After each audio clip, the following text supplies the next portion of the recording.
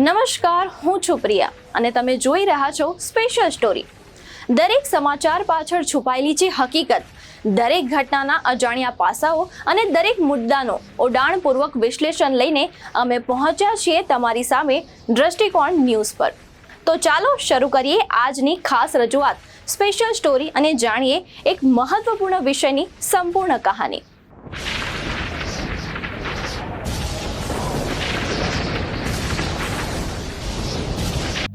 ગુજરાતની ધરતી પર આજે એક એવી ઋતુની રાહ જોવાઈ રહી છે જે માત્ર હવામાનમાં ફેરફાર નથી લાવતી, પરંતુ સમગ્ર જીવનચક્રને અસર કરે છે. એક એવી ઋતુ જે ખેડૂતોના ચહેરા પર સ્મિત લાવે છે, એક એવી ઋતુ જે સુકાઈ ગયેલી ધરતીને નવજીવન આપે છે, એક એવી ઋતુ જે નદીમાં પ્રવાહ લાવે છે, જળાશયોને જીવંત બનાવે છે અને અર્થતંત્રને નવી દિશા આપે છે. આ ઋતુ છે ચોમાસું. ગુજરાત સહિત સમગ્ર દેશ આજે ચોમાસાની દસ્તકની રાહ જોઈ રહ્યું છે, કારણ કે ચોમાસું માત્ર વરસાદનું નામ નથી. ચોમાસું એટલે આશા, ચોમાસું એટલે સંઘર્ષ, ચોમાસું એટલે પડકાર અને ચોમાસું એટલે જીવન. ભારત વિશ્વના એવા દેશમાં સામેલ છે જ્યાં આજે પણ કરોડો લોકોનું જીવન વરસાદ પર નિર્ભર છે. ટેકનોલોજી વધી છે, વિકાસ થયો છે, શહેરો આધુનિક બન્યા છે, પણ હજુ પણ જ્યારે આકાશમાં વાદળો ઘેરાય છે ત્યારે સૌથી વધુ નજર ખેડૂતની હોય છે, કારણ કે ખેડૂત માટે વરસાદ માત્ર પાણી નથી, તે આખા વર્ષના ભવિષ્યનો નિર્ણય છે, તેના પરિવારની આશા છે, તેના મહેનતનું પરિણામ છે અને તેની આવકનો આધાર છે. ગુજરાતના સૌરાષ્ટ્રથી લઈને કચ્છ સુધી, ઉત્તર ગુજરાતથી લઈને દક્ષિણ ગુજરાત સુધી આજે હજારો ગામમાં ખેડૂતો ખેતરો તૈયાર કરી રહ્યા છે. બીજની ખરીદી થઈ રહી છે, ખેતીના સાધનો તૈયાર થઈ રહ્યા છે અને દરેક ખેડૂતની એક પ્રાર્થના છે કે આ વર્ષે વરસાદ સારો આવે અને પૂરતો આવે, કારણ કે વરસાદ મોડો પડે તો વાવણી મોડે થાય, વાવણી મોડે થાય તો ઉત્પાદન ઘટે અને તેની સીધી અસર આખા અર્થતંત્ર પર પડે. ચોમાસું માત્ર ખેતી માટે મહત્વનું નથી, શહેરો માટે પણ એટલું જ જરૂરી છે. આજે ગુજરાતના મોટા શહેરોમાં પાણીની માંગ સતત વધી રહી છે. લાખો લોકો રોજ પીવાના પાણી માટે જળાશયો પર આધાર રાખે છે અને આ જળાશયનું ભવિષ્ય ચોમાસા પર નિર્ભર હોય છે. જો વરસાદ સારો પડે તો ડેમ ભરાય, જળાશયો છલકાય અને આગામી ઉનાળામાં પાણીની તંગી ઓછી થાય. પરંતુ જો વરસાદ ઓછો પડે તો તેની અસર મહિનાઓ સુધી જોવા મળે. દર વર્ષે ચોમાસું આવે છે અને દર વર્ષે તેની સાથે અનેક પ્રશ્નો પણ લાવે છે. શું શહેરો તૈયાર છે? શું ડ્રેનેજ સિસ્ટમ તૈયાર છે? શું રસ્તાઓ તૈયાર છે? શું તંત્ર તૈયાર છે?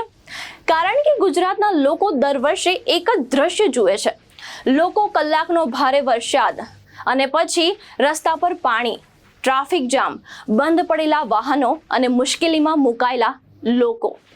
વિકાસના દાવો વચ્ચે એક સવાલ હંમેશા ઊભો રહે છે કે જો દર વર્ષે વરસાદ આવે છે તો દર વર્ષે પાણી કેમ ભરાય છે? જો દર વર્ષે ડ્રેનેજ સાફ કરવામાં આવે છે તો વરસાદ પડતા જ રસ્તા, નદી કેમ બની જાય છે? આ સવાલો માત્ર સામાન્ય લોકોનો નથી, પણ વિકાસના મોડેલ સામે પણ પ્રશ્નાર્થ ઊભો કરે છે.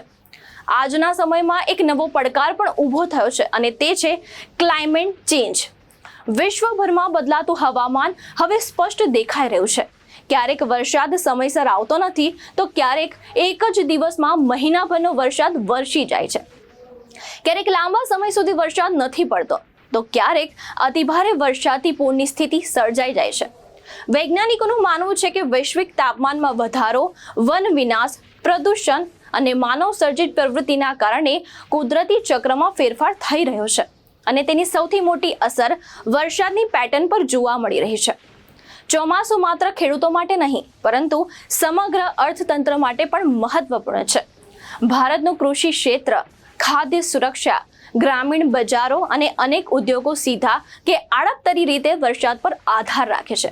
સારો વરસાદ એટલે સારો પાક, સારો પાક એટલે વધુ આવક અને વધુ આવક એટલે બજારમાં ખરીદ શક્તિમાં વધારો. વરસાદ સાથે અનેક જોખમો પણ જોડાયેલા છે. વીજળી પડવાની ઘટનાઓ, વૃક્ષો ધરાશાયી થવા, જૂના મકાનો તૂટી પડવા, પાણી ભરાયેલા રસ્તાઓ, ખુલ્લી ગટરો અને પાણીજન્ય રોગચાળો. દર વર્ષે અનેક પરિવારો આવી ઘટનાનો ભોગ બને છે. આથી ચોમાસું માત્ર આનંદની ઋતુ નથી, તે જવાબદારીની ઋતુ પણ છે. તંત્ર માટે પણ અને સામાન્ય લોકો માટે પણ.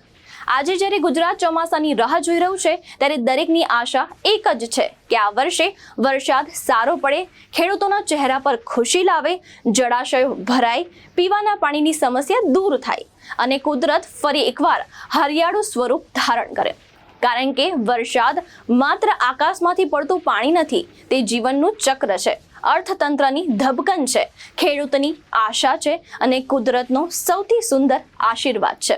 તો હવે નજર આકાશ પર છે, વાદળોની રાહ છે અને રાહ છે કે પ્રથમ વરસાદના ટીપાની, જે ગુજરાતની ધરતીને ફરી એકવાર જીવન બનાવી દેશે.